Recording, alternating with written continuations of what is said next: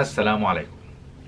في المسلسل الخيالي Game of Thrones أو صراع العروش، تحديدا في الموسم الثاني بالحلقة السابعة، جيمي لانستر بيكون أسير حرب عند الملك روب ستارك King in the North.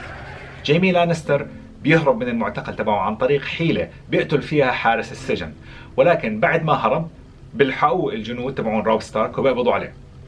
فبتيجي بعد الحادث الليدي كاتلين ستارك أمه للملك روب ستارك تشوف جيمي بالسجن، ودار بينهم حوار فلسفي أخلاقي قد يكون واحد من أروع الحوارات اللي دارت بهذا المسلسل. فبتحكي الليدي كاتلين للسير جيمي إنه أنت لست بفارس وأنت عار على الفرسان، لأنك تخليت عن كل قسم ووعد قطعته على نفسك كفارس وكجندي. فبرد عليها جيمي لانستر رد عجيب، بيحكي لها So many vows. They make you swear and swear. Defend the king, obey the king, obey your father, protect the innocent, defend the weak. في كتير أقسام بخلوك تحلفها كجندي. دافع عن الملك، أطع الملك، أطع والدك، احمي الأبرياء، دافع عن الضعفاء. وبكمل حكي، طيب ماذا لو كان والدك يمقت ويحتقر الملك؟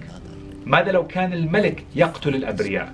وبحكي له مهما حاولت انك انت تعمل العمل الصح راح تتخلى او تنبذ واحد من هذه العهود والاقسام اللي قطعتها على نفسك كجندي وكفارس. هذا الحوار استوقفني طويلا، فهو واقع ومرتبط بوضعنا الحالي خصوصا في العالم العربي والاسلامي. كيف الواحد ممكن يختار القسم اللي لازم يلزمه وما يتخلى عنه اذا كانت كل هذه العهود والاقسام متداخلة وتتضارب مع بعضها البعض بشكل او باخر؟ الولاء لله سبحانه وتعالى، الولاء للوطن، الولاء لولي الأمر. اسمع كلام شيوخنا الأفاضل فهم من أهل الذكر، فاسألوا أهل الذكر إن كنتم لا تعلمون. يعني اسمع كلام العلماء والفقهاء وما تشكك فيهم لأنهم أهل علم وإحنا طالبين علم، وما تناقشهم لأنك جاهل. واحذر، لحوم العلماء مرة، فإياك ثم إياك أنك تحكي عنهم لأنك ستحاسب وستدخل النار لا محالة. وإذا قررت تستخدم عقلك وتقرأ وتفسر النصوص بطريقة مختلفة قد تكون خرجت نفسك عن الملة، أو هذا أكثر رد بحبه، تكون أطلقت بدعة ويتم نعتك بالرويبضة وتصبح تافه يتحدث في أمر العامة.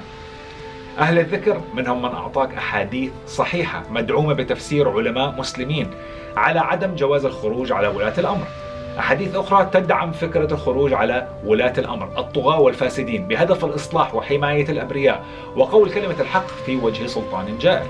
أحاديث أخرى تدعم الحياد وأن تلزموا بيوتكم في وقت الفتن وما تأخذوا صف واحد من الطرفين، وأخرى تدعو للإصلاح بين الطائفتين المتقاتلتين، فإن بغت إحداهما على الأخرى فقاتلوا التي تبغى.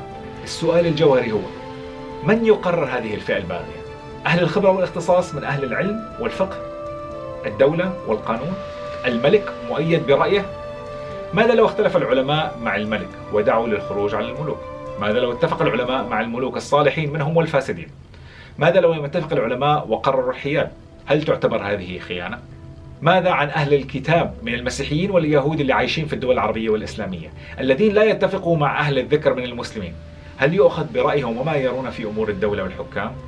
هل المسيحيين يتم تمثيلهم من قبل الأساقفة والبطاركة الموجودين بهذه الدولة اللي هم مقيمين فيها؟ هل يجب أن نأخذ زمام الأمر بأيدينا نحن العامة؟ كل واحد فينا يجتهد بنفسه بتفسير النصوص على حد فهمه ويطبقها على العمياني. طب وإذا عملنا هيك شو بنصير إحنا؟ مش بنصير متطرفين؟ الموضوع جدا معقد ومثير للجدل، ولكن السؤال المهم: لمن يكون الولاء اليوم؟ لله سبحانه وتعالى ممثل بالعلماء والقساوسة والحاخامات؟ الوطن ممثل بالدستور؟ أو للملك ممثل بنفسه؟